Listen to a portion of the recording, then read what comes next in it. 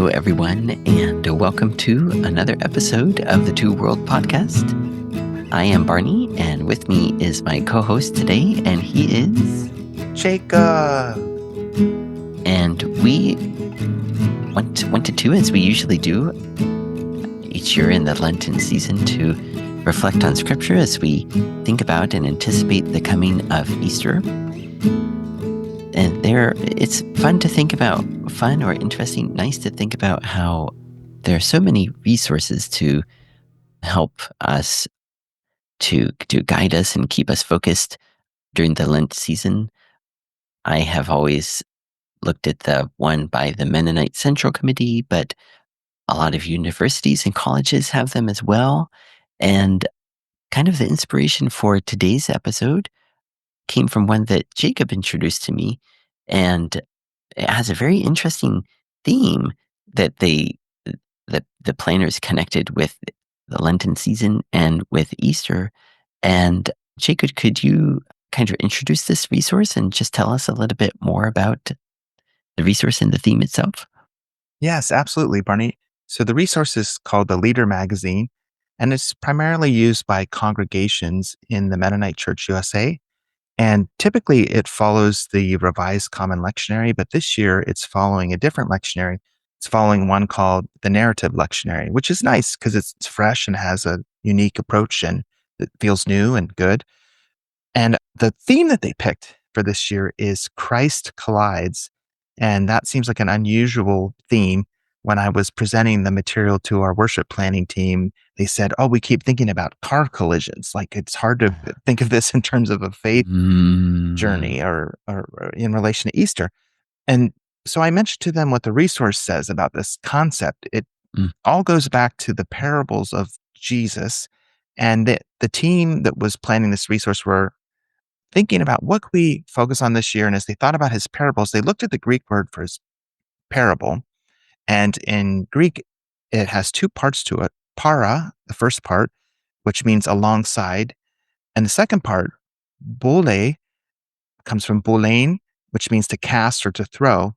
And so if you put them together, a parable is something that Jesus casts alongside or throws alongside us as he's teaching for us to consider. And he throws it alongside a certain topic that we're used to or a certain concept. And as we consider that concept in light of what he said, in light of the story that he puts forward, it collides with our expectations and our assumptions. And it kind of upsets what we think should happen and gives us a different view of the world.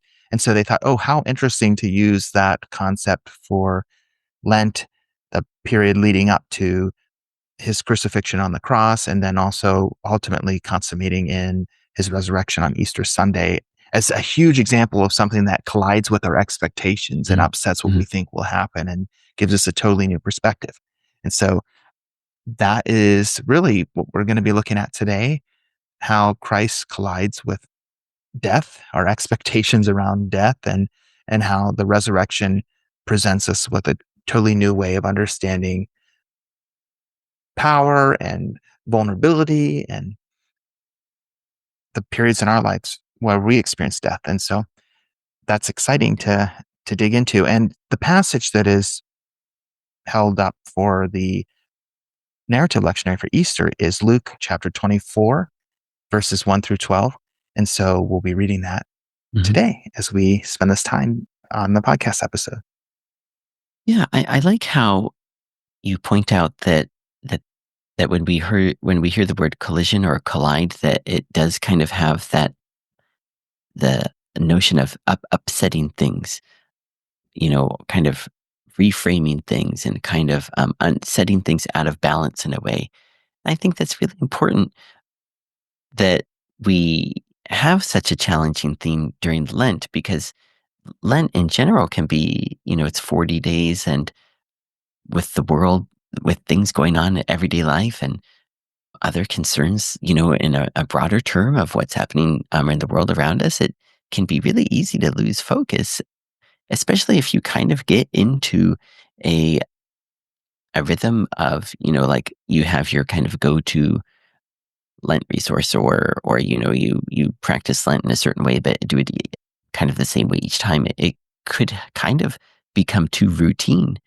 And then if you have this upset to your routine, then that really kind of helps you to really bring things back into focus. And then the challenge of looking at it over the 40 days, looking at the story and the different scriptures in this focus, in this light of how things are colliding or some collision or challenge. I think it's really important and really helpful. So it's great that the people planning it were bold enough and brave enough to give that a try. And it'll be really interesting to look especially into today's scripture with that theme in mind. Absolutely. I agree, Barney. I'm really looking forward to this. And so, just for our listeners, Barney and I will be reading from the Common English Bible, which is the translation that's used with the Anabaptist Community Bible that both Barney and I have been using a lot this year. It just came out in 2025 for the 500th anniversary of Anabaptism to kind of mark that occasion. And it's full of notes and information from communities around the world that studied scripture and prepared for this project, and also early Anabaptist teachers and theologians and contemporary biblical scholars and theologians in the Anabaptist tradition. And so, anyway, we did an episode about the study Bible what would it be, maybe even months ago now, a couple Yeah, months possibly, back in January. back in January. Hmm. So, but here we are today using it again. So, Bar- Barney, would you like to start off? Yeah. Or Mhm. unless if there's anything else you'd like to do to introduce the passage. No, I'm ready to go. So as Jacob mentioned, Luke 24, and then I will read 1 through 7, and then Jacob will read the last part of the from 8 to 12.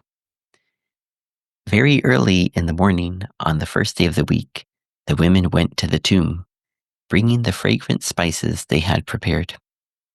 They found the stone rolled away from the tomb, but when they went in, they didn't find the body of the Lord Jesus. They didn't know what to make of this. Suddenly, two men were standing beside them in gleaming bright clothing. The women were frightened and bowed their faces toward the ground. But the men said to them, "Why do you look for the living among the dead? He isn't here, but he has risen. Remember what he told you when he was still in Galilee, that the human one must be handed over to sinners, be crucified, and on the third day rise again." Then they remembered his words.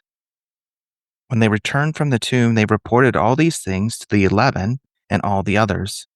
It was Mary Magdalene, Joanna, Mary the mother of James, and the other women with them who told them these things to the apostles. Their words struck the apostles as nonsense, and they didn't believe the women. But Peter ran to the tomb. When he bent over to look inside, he saw only the linen cloth. Then he returned home, wondering what had happened.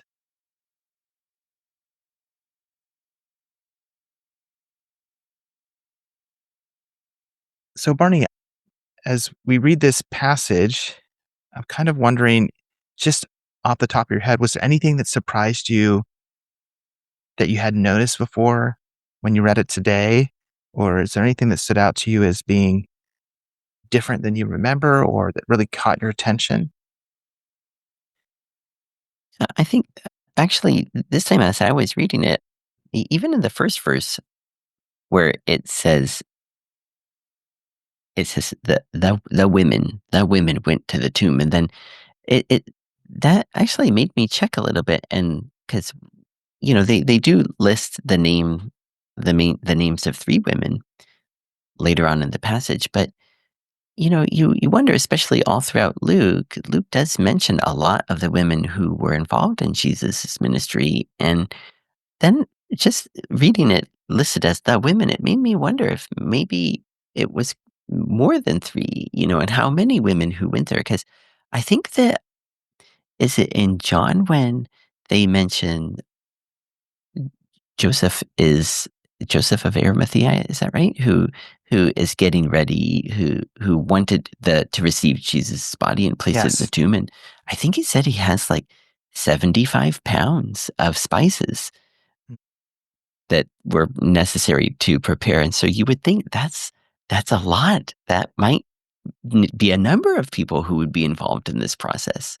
And so I think kind of, for the writer, maybe these details weren't so important, or maybe these details were kind of assumed that, oh, of course it would take this many people who would be involved in the process. And I, I, I like this, this thought. And then there's even a note in our Bible here that says, the people, the women they loved Jesus so deeply in life. And then so many of them they didn't give up. They didn't run away. They weren't, they may have been worried or fearful or nervous, but that didn't keep them away from coming to attend to Jesus's body in a way that was showing their love still for him, even though you would think that it would probably be something that the family would be in charge of. But these women here instead are taking the initiative to care for Jesus. And when I saw that, I thought, wow, there's still, as many times as I've read this story, there still is some room for imagination to think about how the scene really may have been at that time. Yeah. Wow, that's really good, Barney. Yes. And I think the willingness to go to the tomb, it could feel dangerous or vulnerable to step out. And they went as a group and they had each other along the way. And Hmm. the they experienced that together, the empty tomb. And so I'm glad that it wasn't just a singular individual, because I think that would have been a lot harder to come back, and it would have been a lot harder when the male apostles they don't believe them if it had just been one person, but the group of them knew what they experienced together. And so it is, when we think about colliding with expectations, their expectation to find a body in the tomb was definitely upset, and it was replaced with this totally different reality of the empty tomb. And then the apostles don't seem ready to receive that news. And so Peter has to go firsthand and experience it for himself. And there is this question, like, why were they not able to receive the testimony of the women? And what they have a certain set of expectations and they're not willing to let those go. And but then when Peter goes, sees it firsthand, and then he's starting to wrestle with it. And so it is interesting how, like, we all have these blinders, like, we'll only go so far, we'll only accept so much. And I don't know, it's interesting how that is playing out in this story for Hmm. sure. Yeah. How about from your perspective? You probably have had even much more exposure to the story, with especially very studiously had. But in this time in particular, did anything strike you as new, or you encountered it in a new way, or just felt really drawn to again? Yes, I was this translation is fresh to me because Yeah. normally in church we've typically used the NIV, and in Uh-huh. seminary we use the NRSV.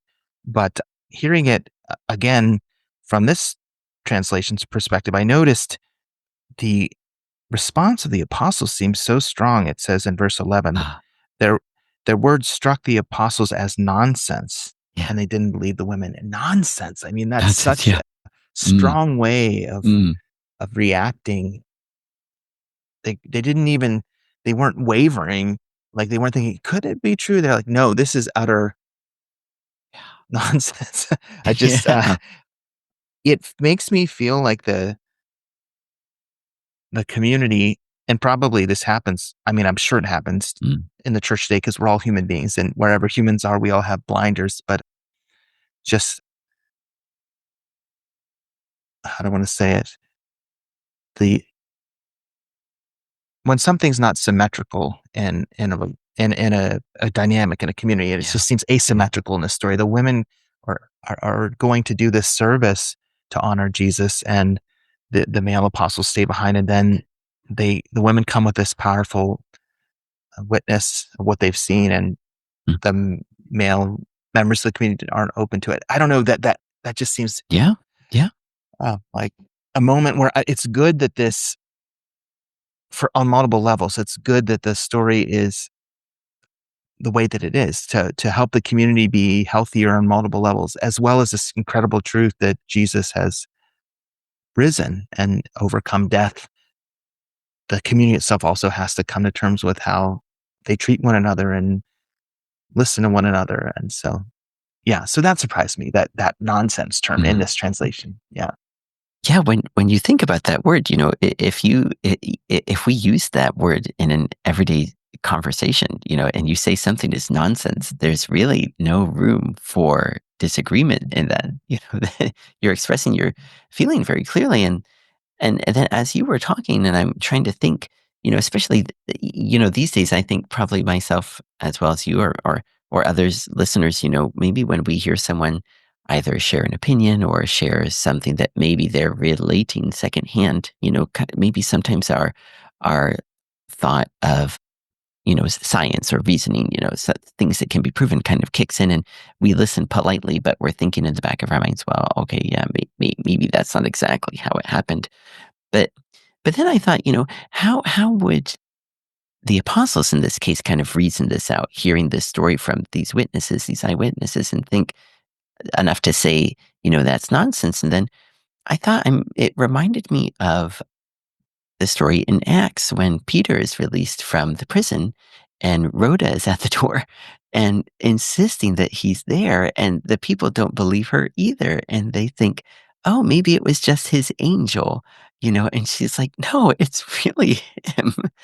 And so even then, when they don't necessarily have, you know, you know, so much science and inundated with their everyday lives to fall back on to think, well, that doesn't match up because no one's been raised from the dead, but they still had probably some common experience that they were had in their mind as a ready explanation for these women's stories, and maybe that's what they thought. No, it was just Jesus's angel that you saw. Of course, you're speaking nonsense. But then I kind of see in the last verse here, talking about Peter, and then also kind of some overlap in the story as we read it in John, that they both look into the tomb, but they are left wondering, not yet convinced. Yes. Yes. Yeah. Hmm. It's almost like the other story in John's gospel of Thomas, where he's like, unless if I place my hands in the side of Christ, I won't believe. And that's ultimately what Jesus does for him, is he lets him do that. But to what degree do we need to satiate our sense of reasonableness Mm. with like proof and empirical, some type of verifiable thing, Yeah. and the Gospel of John seems to indicate like blessed are those who believe without seeing, without Yeah. what that don't need that extent Hmm. verification. But Hmm. you know, Jesus does still provide that for Thomas. So Oh yeah. it's not like people are written off when they're asking these questions. So it is fascinating. I did take a second while you were sharing there just to look up the Greek word for nonsense that's Awesome. behind the Uh-huh. Uh-huh. translation. And Because I was it, going to ask, but yeah. yeah, and it's interesting here. And the Greek word for nonsense in this passage is called leiros. And the lexicon that I'm using, the Mhm. concise Greek English lexicon of the New Testament, it translates it as sheer fantasy. But it comes from the root that it's kind of drawing on is the word lalos, Mm. or if you pronounce it with a modern Greek pronunciation, lalos. And it means, so I'm going back to the idea of talkative or loquacious. So somebody who's Oh, talking so much and speaking so much that they're kind of inventing something like a fantasy or something that's not grounded in reality. So to say nonsense, I guess, is another modern way of rendering the idea of somebody it's just talk. It's not right, grounded in reality, but right. it's fantasy because it's people talking and maybe convincing themselves of a story, a group mm, of, mm, through mm, much talking. So, how is the empty tomb, and we probably already have said this, but how is it a collision mm, point? If we're going to use the language of Christ mm. collides, how is it a collision point in this story? Maybe just to kind of specifically state it in your words, or would you see it that way, or how would you view it? Yeah, I think that we yeah, I think we see it in a few different instances in the passage. For one, the women are surprised, but then they, you know, shocked, colliding with the empty tomb. They brought all this preparation, but then they are so much more readily convinced. When they talk with the angels, they explain it to them. And why are you looking for the living among the dead? And then the second one is when these women who, are not just convinced, they know what they saw. And then they're filled with joy at knowing this resurrection truth.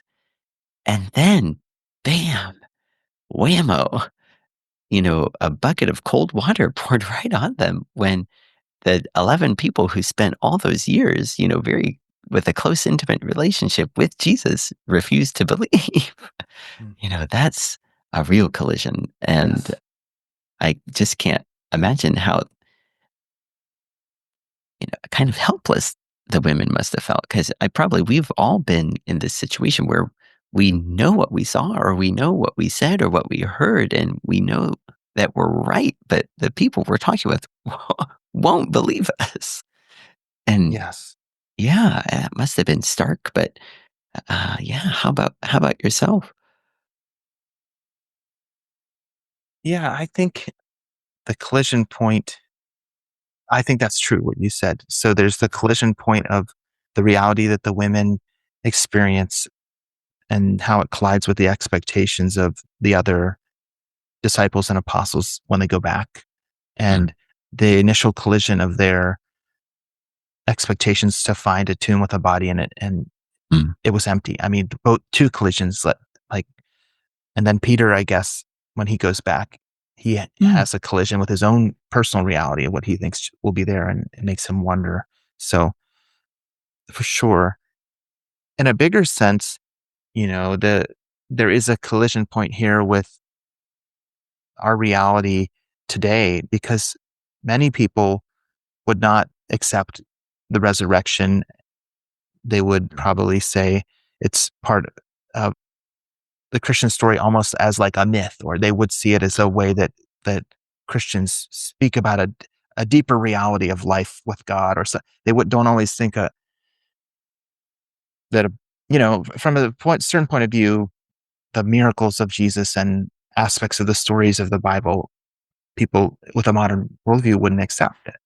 mm, So it's a collision point for them if they come to the story, not physically at the tomb, but they come to it on the page and they read it, and they say, oh, that confronts what I'm willing to accept. yeah.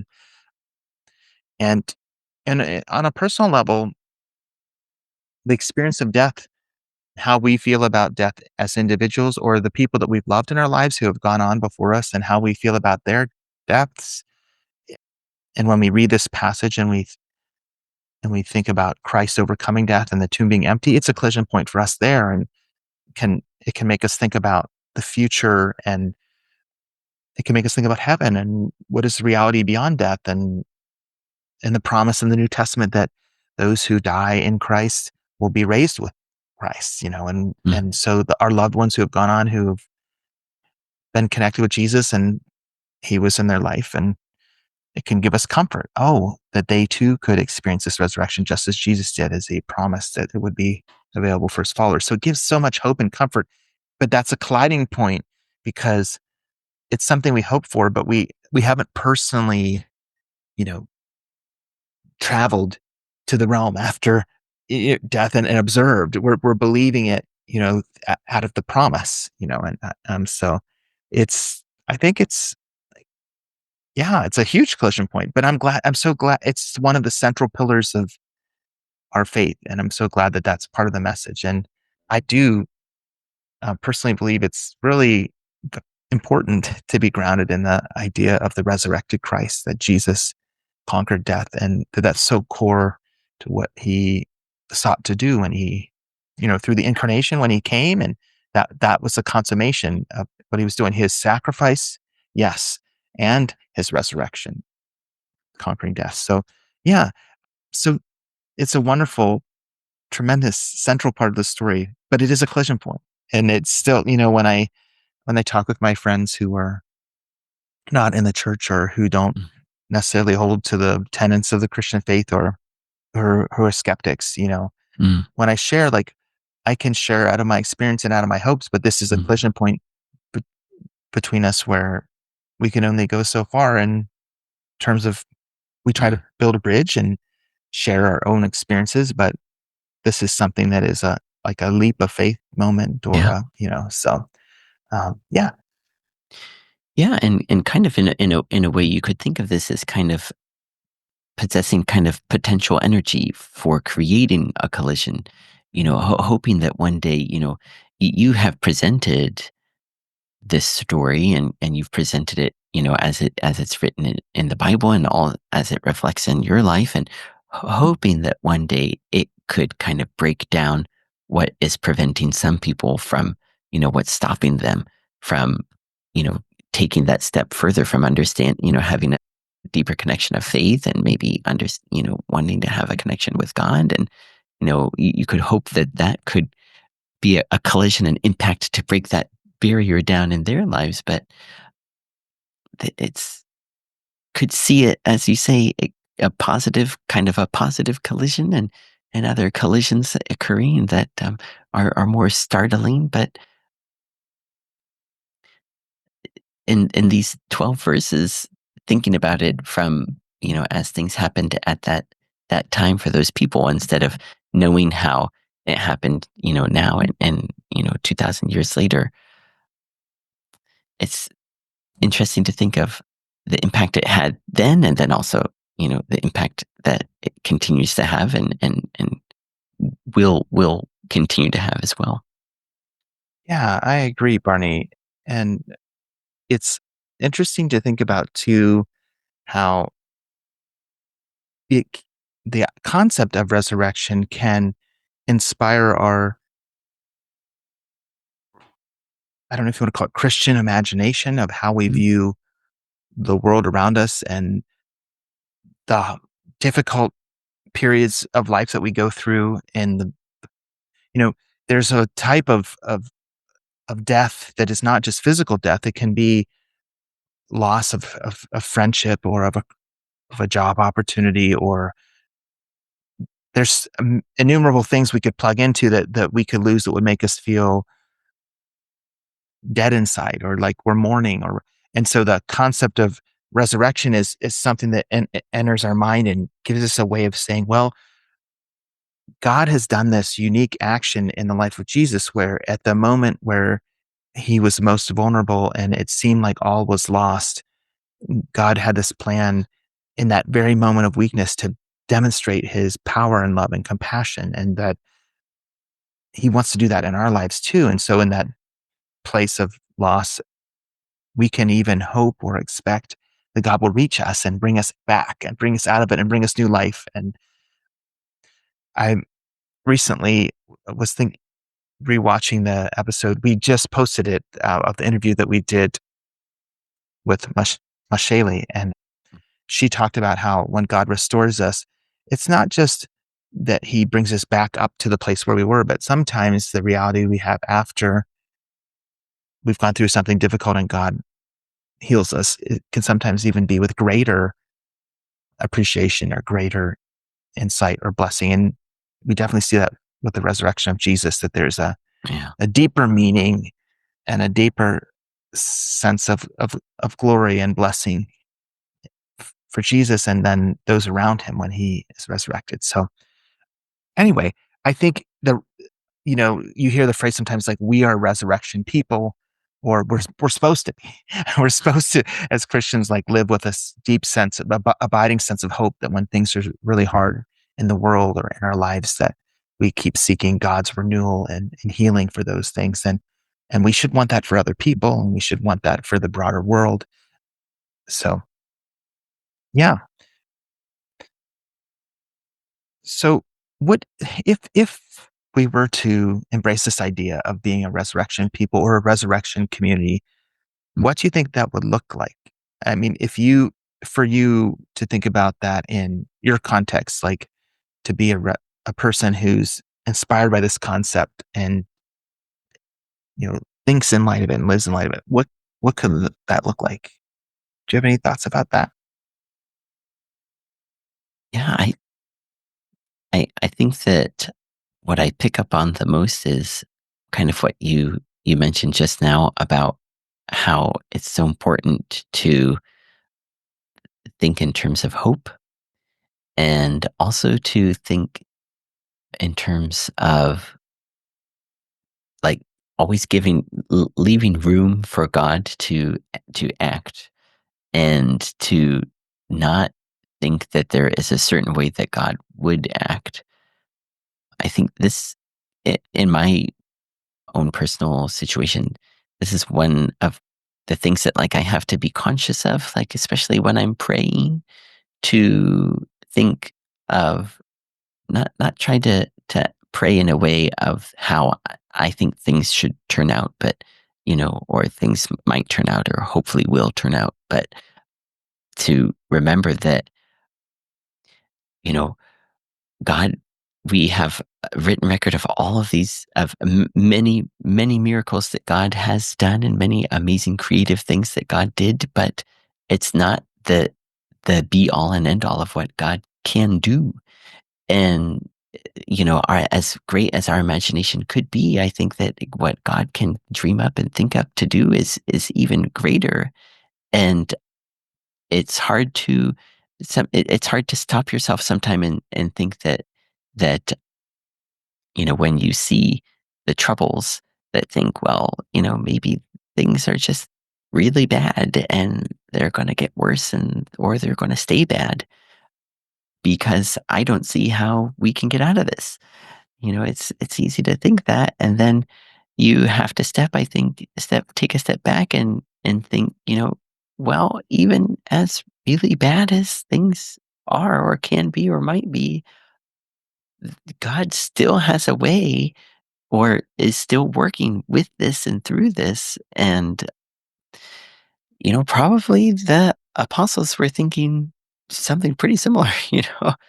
They might have had, especially from Palm Sunday, if you're thinking of Palm Sunday, with the people getting so excited about Jesus coming into Jerusalem.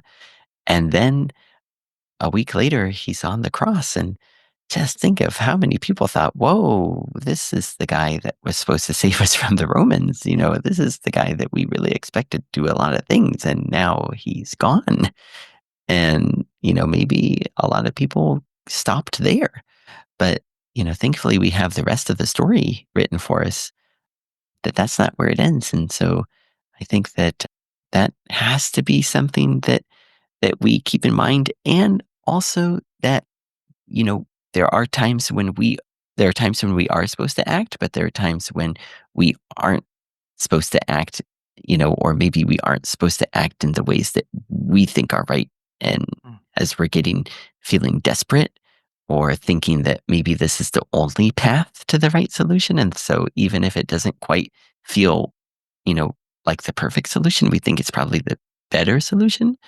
And then we go that way. But I think we have to have patience, and think, it might be 3 days later when we find out the rest of the story, or it might be even longer. It's all about God's timing. And I think that kind of thing is my thinking of what maybe thinking resurrection in terms of resurrection life would be Yes. important to remember. That's really good, Barney. I like that.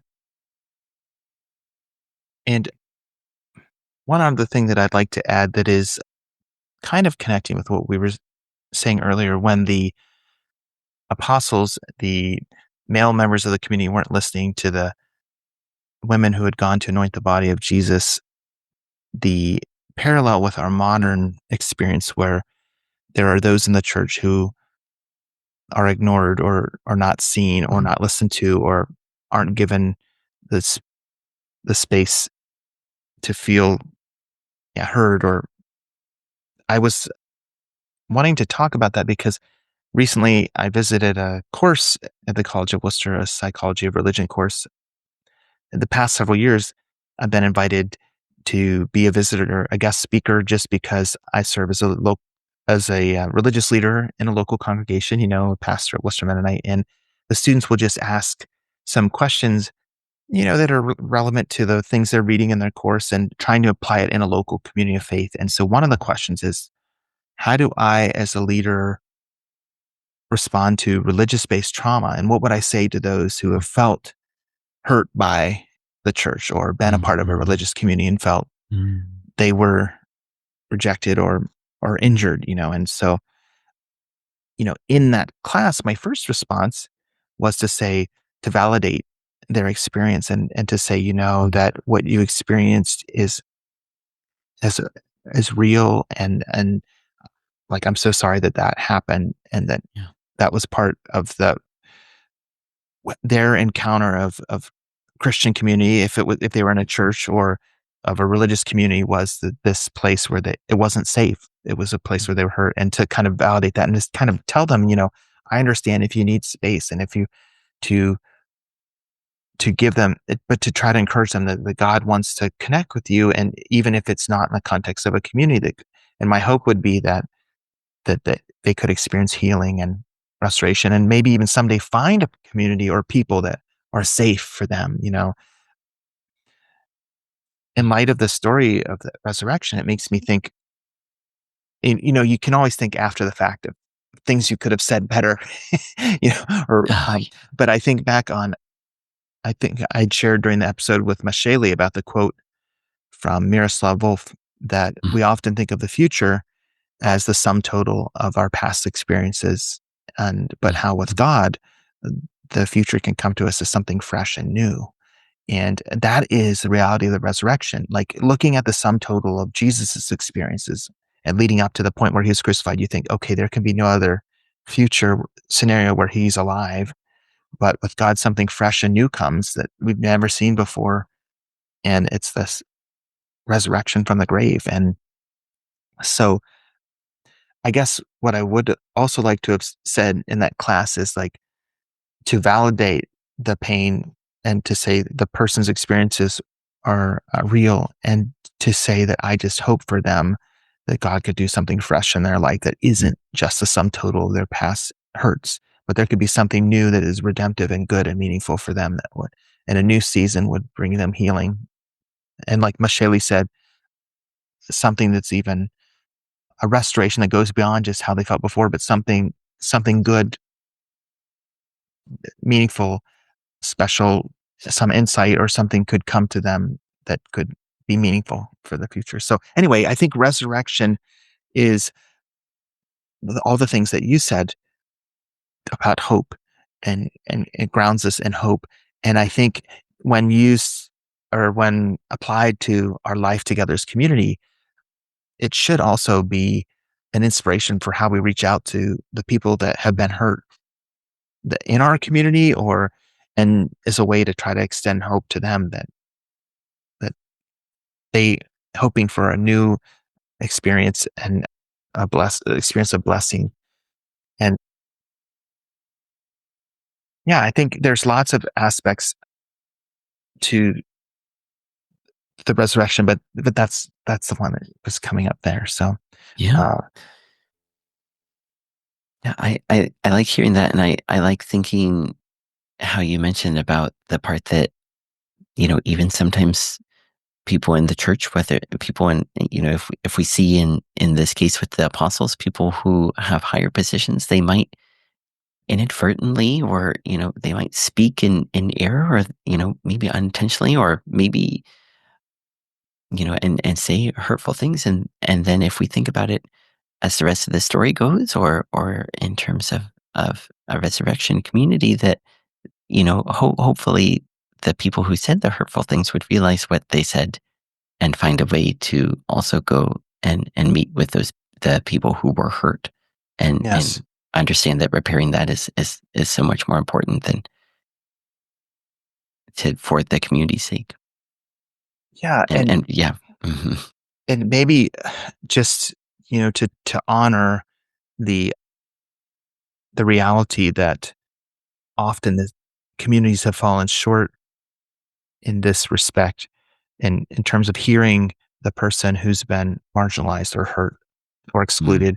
It's probably good to say that the resurrection, introduces an upside down view of power, and it's the vulnerability of Jesus that enables God's power to shine through and bring change. It wasn't Jesus overcoming the cross by, defeating the Romans, which so many people yeah. wanted him to do. It was him submitting to the point of death, and then that in his vulnerability, then God acts and brings resurrection. So, like, for people who have been hurt, it's a huge the resurrection should tell the powerful, like the people in the church, that those with, in authority or who can enact change, that there needs to be also repentance and accountability, and and there needs to be an addressing of the grievances, that part of the journey of healing in the church should involve all of those things too. And so it's kind of like the resurrection is also